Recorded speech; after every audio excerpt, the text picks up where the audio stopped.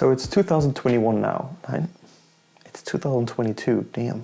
So it's 2022 now, and over the past year, the budget camera landscape has changed, which raises the question, is the Canon M50 still relevant in 2022? So let's dive into that. So the Canon M50 has actually been Canon's best-selling mirrorless camera over the past few years, which obviously led to them releasing the Mark II version. So which one should you get? Should you get the Mark I or should you get the Mark II? Okay, so this choice is actually very easy. Just get the Mark I. The Mark II is just more expensive, but really doesn't offer you any more performance. It's the same body, same sensor, same processor, it's all the same, except for like some software changes. So don't bother getting the Mark II, just get the Mark I.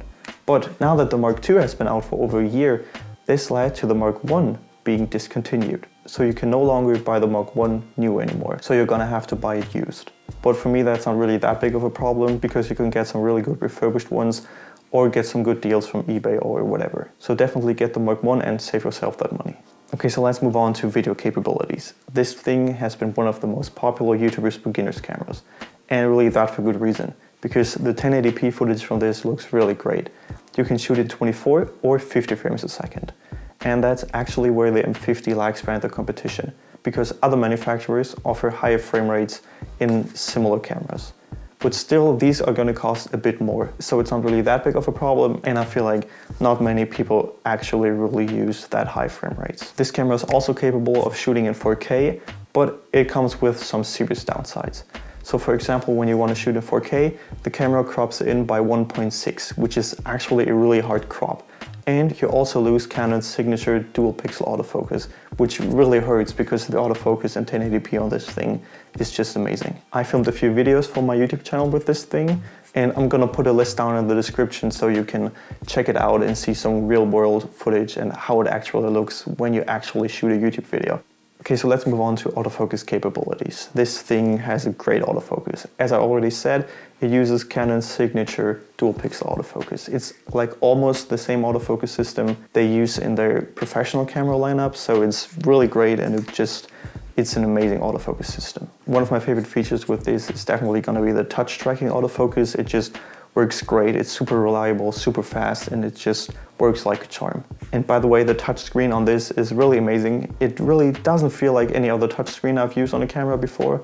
It feels responsible. It's responsive, it's fast, and it really doesn't feel clunky as some other manufacturers' touchscreens. And on top of that, it's a fully articulating flip-out screen, so that's just amazing. And as I already said, when you shoot in 4K, you sadly lose the dual pixel autofocus. It switches to a contrast-based autofocus, but that really isn't the best, and that combined with the 1.6 times crop really makes 4K shooting with this camera not really that pleasant. Let's move on to photo capabilities because that is where this camera really shines. The image quality is great. It has a 24 megapixel APS-C sensor, so you're gonna get 6,000 by 4,000 pixels on your photos, and really that's gonna be more than enough for most people. The EVF on this thing is okay. It's not gonna be award-winning, but it serves its purpose well.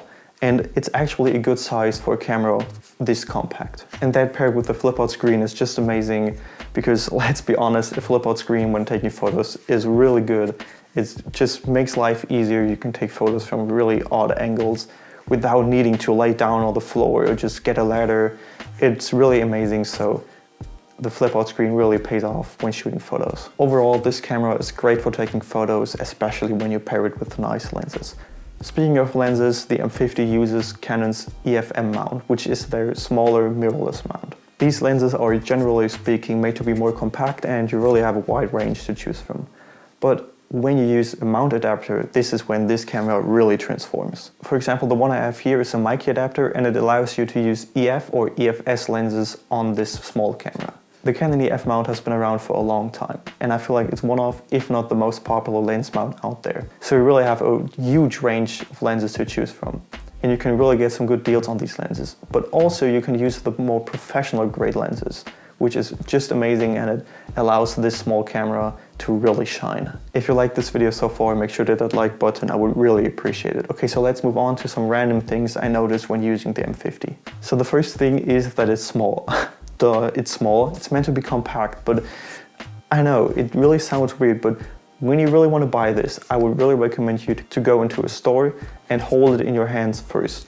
Because when I was looking for a new camera, I had this in mind, but I actually didn't go for it because I felt like this thing would be too small for me as a main camera. At the time I was upgrading from my Nikon D80, and the step down to this thing was just too great for me. So you should really try it out before you go ahead and buy this. And I really don't have big hands. I have small to medium-sized man hands, so you should definitely try it out first, but if it fits you, then it's great. Okay, so the next thing is that a lot of these settings when shooting manual are touch controlled, and that is really something I personally don't really like. I came from a Nikon D80 and I had everything with physical buttons, and I really like having physical buttons. That's also one of the reasons I went for the A7 III. I know it's kind of a big jump from Canon M50 to an A7 III, but that's a story for next time. So you should also definitely try that out when you go to the store, because that's also something that's personal and not every person feels that way. So I would definitely recommend you to go into a store and try out the M50 in a real world and not just looking videos on the internet. Okay, so the next thing is battery life.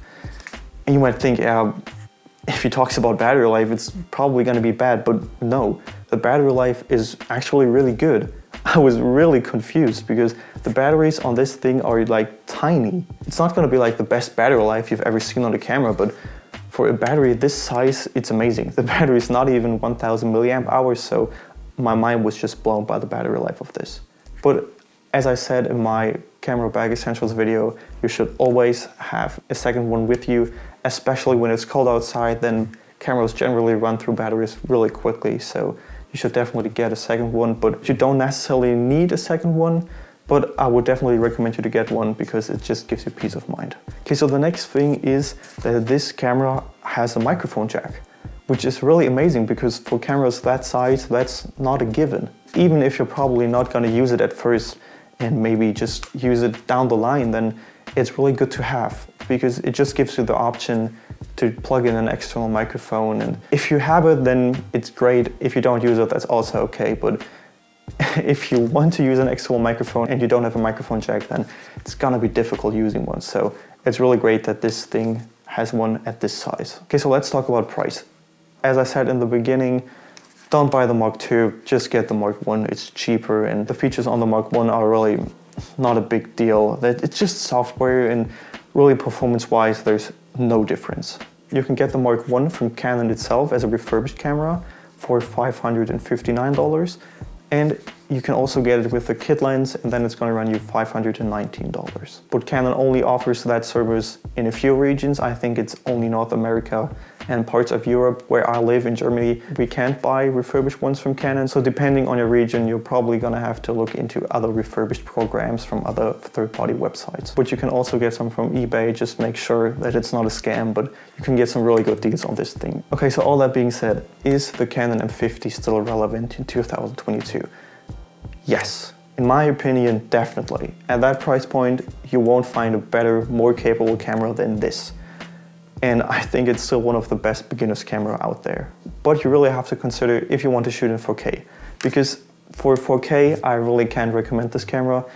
You can shoot in 4K, but it's not going to be reliable. For that, you should probably look into something like a Sony a6100 or Sony ZV-E10, depending if you're going to be more focused on photography or videography. But if you're not concerned about 4K, then just buy this camera. It's going to be more than great for you. And that's it. If you enjoyed this video, make sure to hit that like button. I would really appreciate it. And also consider subscribing. That would really help me out a lot.